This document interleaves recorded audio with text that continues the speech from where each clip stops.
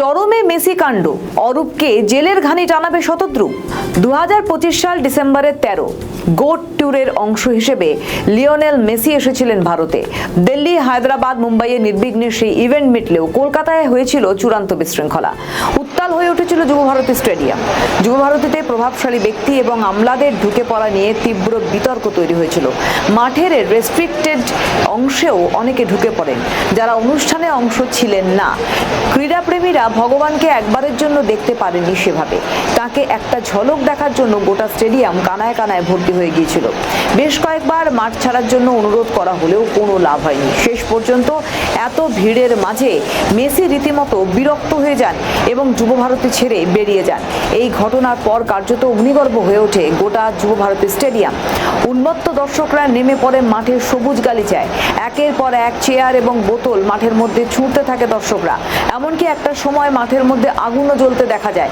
গোটা বিশ্বের কাছে বাংলার ফুটবলের এই ভাবমূর্তি যে যথেষ্ট কলঙ্কিত অধ্যায় যোগ করেছে তা নিঃসন্দেহ বলা যেতে পারে।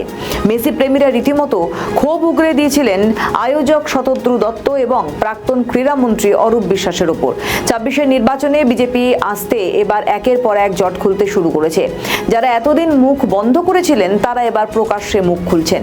পাশাপাশি আয়োজক শতদ্রু দত্ত ফেসবুকের স্টোরিতে বেশ কয়েকটি পোস্ট শেয়ার করে লিখেছেন, বারবার বারণ করেছিলাম এখানে ছবি তুলবেন না, কিন্তু দাদাগিরি করে তুলেছিল।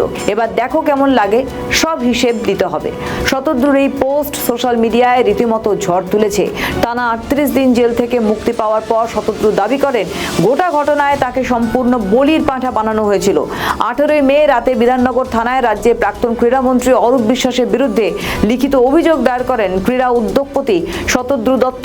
রাজ্যের প্রাক্তন ক্রীড়ামন্ত্রীর সঙ্গে অরূপ বিশ্বাসের আত্মীয় জুঁই বিশ্বাস, আইএএস আধিকারিক শান্তনু বসু, রাজ্য পুলিশের তৎকালীন ডিজি রাজীব কুমারেরও বিরুদ্ধে অভিযোগ দায়ের করা হয়েছে। ক্রীড়ামন্ত্রী নিশীথ প্রামাণিক বলেছেন মেসি কাণ্ডের জট খোলা হবে। রাজনৈতিক মহল বলছে আরজিকর কাণ্ডের পাশাপাশি এবার মেসি কাণ্ডেও বেশ কয়েকজনের নাম সামনে উঠে আসবে। সেই দিন কি হয়েছিল সব সামনে আসবে দ্রুত। মেসি কাণ্ডে বিশৃঙ্খলার প্রশাসন যে ব্যর্থ সেটা স্পষ্ট। মুখ খুলতে শুরু করেছে শতদ্রু।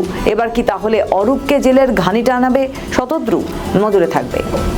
আমাদের ভিডিও ভালো লাগলে লাইক ও শেয়ার করুন। কমেন্ট সেকশনে আপনাদের মতামত জানান। আরও ভিডিও পেতে আমাদের চ্যানেলটিকে সাবস্ক্রাইব করুন এবং প্রতি মুহূর্তে খবরের আপডেট পেতে প্রেস করুন বেল আইকন।